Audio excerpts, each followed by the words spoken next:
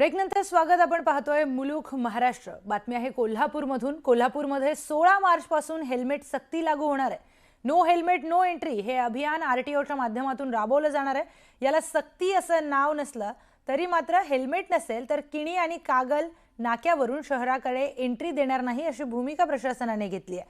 यापूर्वी सुद्धा असा निर्णय घेण्याचा प्रयत्न करण्यात आलेला होता, पण कोल्हापूरच्या लोकांनी तो प्रयत्न हाणून पाडला होता. आताही याबाबत संमिश्र प्रतिक्रिया पाहायला मिळतात.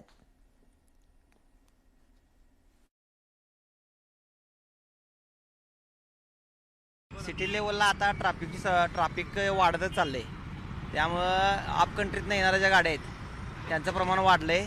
त्यामुळं सक्ती असणं गरजेचं असं मला वाटतंय, कारण प्रत्येकाची सेफ्टी ही गरजेची आहे. आत्ता काळाच्या गरजेनुसार ट्रॅफिकची समस्या बघता हेल्मेट सक्ती करणं गरजेचं आहे. नियमितप्रमाणे नियम पाळतो वगैरे, आणि हेल्मेटमुळे मला फायदा पण होतो. कधी ॲक्सिडेंट वगैरे झाला तर त्याच्यामुळे आपला जीव वाचू शकतो. हेल्मेट सक्ती लागू करण्यापेक्षा रस्त्यावरती लक्ष दिलं तर बरं होईल. त्याने इथं रस्ते नाहीत नीट आणि हेल्मेट घाला म्हणून सांगा आल्यात. इथं गाडी पळत नाही तिच्या पुढे ॲक्सिडेंट हे खड्ड्यामुळे होत्यात, रस्त्यामुळे होत नाहीत.